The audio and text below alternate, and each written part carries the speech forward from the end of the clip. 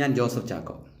English language acquisition program നടത്തുന്ന ക്ലാസ്സുകൾ നിങ്ങളെല്ലാം കാണുന്നുണ്ട്. ധാരാളം പേര് കാണുന്നുണ്ട്. പ്രത്യേകിച്ച് സ്കൂൾ ഗോയിങ് സ്റ്റുഡൻസ്, കോളേജിൽ പഠിക്കുന്ന കുട്ടികൾ, അധ്യാപകർ, മറ്റ് പ്രൊഫഷണൽസും ഒക്കെ ഈ ക്ലാസ് പ്രയോജനപ്പെടുത്തുന്നുണ്ട് എന്നറിയുന്നതിൽ സന്തോഷം.